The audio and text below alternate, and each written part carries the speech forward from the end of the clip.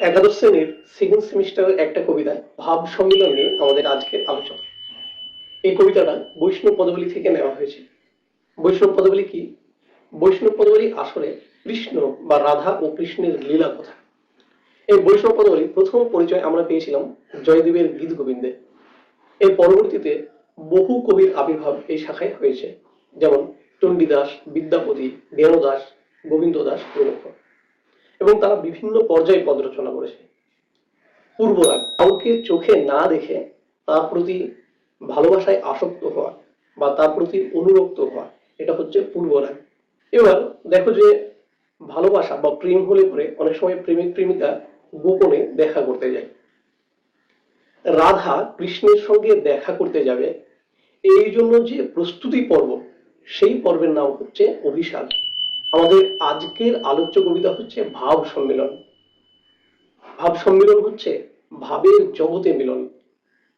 কৃষ্ণ যখন বৃন্দাবন ছেড়ে মথুরায় চলে যায় কংসকে বধ করার জন্য, তারপরে আর কৃষ্ণ ফিরে আসেনি।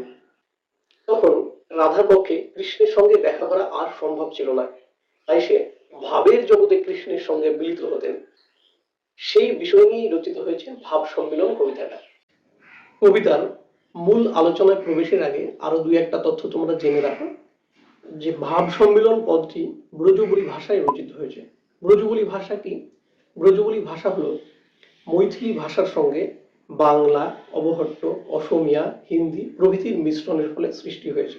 বিদ্যাপতি বিদ্যাপতি কিন্তু বাঙালি কবি ছিলেন না, কিন্তু তার প্রচুর পদ আমাদের বাংলায় প্রচলিত। রাধা কৃষ্ণ বিষয়ক প্রায় 500টা পদ বিদ্যাপতির নামে প্রচলিত আছে। বিদ্যাপতি বিহারের দ্বারভাঙা জেলার মধুবনী মহকুমার অন্তর্গত বিশফি গ্রামে আনুমানিক 1380 খ্রিস্টাব্দের দিকে জন্মগ্রহণ করেন। তার কবি প্রতিভার জন্য তিনি কবি সার্বভৌম, অভিনব জয়দেব, মৈথিল কোকিল প্রভৃতি অভিধায় ভূষিত হয়েছে। তার লেখা পদের ব্যাপ্তি এত গভীর এবং সুদূর প্রসারী ছিল যে আমাদের শ্রী চৈতন্যদেবও তার পদরস আস্বাদন করত। একটা লাইন বলি: চণ্ডীদাস বিদ্যাপতি রায়ের নাটক গীতি কর্ণামৃত শ্রী গীত গোবিন্দ স্বরূপ রামানন্দ শোনে মহাপ্রভু রাত্রি দিনে গায়ে শোনে পরমানন্দ। শুধু কি মহাপ্রভু চৈতন্যদেব না, আমাদের বিশ্বকবি রবীন্দ্রনাথ ঠাকুর, তিনিও তার লেখালেখির একেবারে গোড়ার দিকে বিদ্যাপতি দ্বারা প্রভাবিত হয়েছিলেন এবং লিখেছিলেন ভানু সিংহের পদাবলী। চলো আমরা আর কথা না বাড়িয়ে কবিতার আলোচনায় প্রবেশ করি। কংস নিধনের জন্য কৃষ্ণ বৃন্দাবন ছেড়ে মথুরায় চলে গেলে সে আর কখনোই ফিরে আসে না। এই মতো অবস্থায় রাধার কৃষ্ণের সঙ্গে সশরীরে আর সাক্ষাৎ সম্ভব না, এই কথা জেনে রাধা সর্বদাই কৃষ্ণের সঙ্গে স্বপ্নে বা ভাবে মিলিত হন। এই ভাবনা বিষয়ক পদই হচ্ছে এই কবিতা ভাব সম্মেলন। চলো আমরা কবিতার লাইনে চলে যাই। প্রথম লাইনটা দেখো: কি কহবরে সখী আনন্দ ওর। কহব শব্দের অর্থ হচ্ছে বলবো, আর এই লাইনের শেষ শব্দটা ওর, এখানে কিন্তু কোনো ব্যক্তিকে বোঝাচ্ছে না। ওর অর্থাৎ সীমা বা অসীম।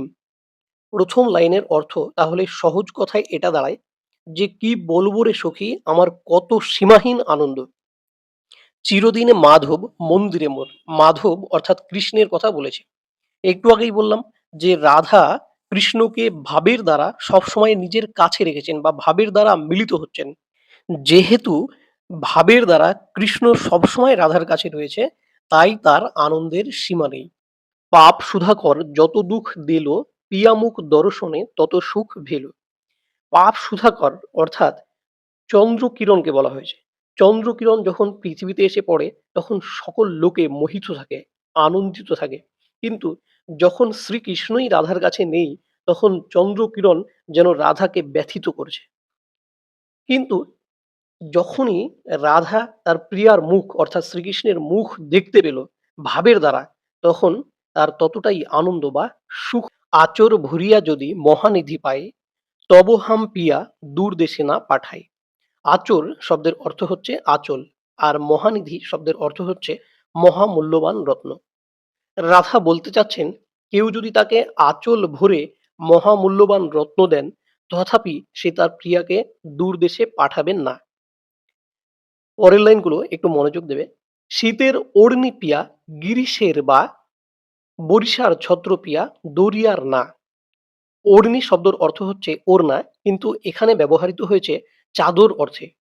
অর্থাৎ শীতকালে চাদর যেমন তেমনি তার প্রিয়া, গ্রীষ্মকালে বাতাস যেমন তেমনি তার প্রিয়া, বর্ষার সময় ছত্র যেমন তেমনি তার প্রিয়া, আর সমুদ্রের মাঝে নাও যেমন তেমনি তার প্রিয়া।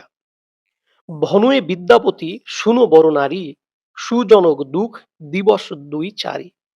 ভনয়ে অর্থাৎ মধ্যযুগের কাব্য সাহিত্যে ভনিতা বলে একটা কথা ছিল, যে কবিতার শেষে কবিরা তাদের নিজেদের পরিচয় দেয়।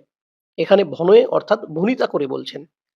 শুনো বড় নারী, বন্দনা করছে। বরণীয় নারী বা রাধাকে বলছেন যে তুমি আমার কথা মনোযোগ দিয়ে শুনো। সুজনক দুঃখ দিবস জুই চারি। সুজন অর্থাৎ ভালো মানুষ বা সুহৃদয়ক মানুষ, তাদের দুঃখ দুই চারি দিনই থাকে।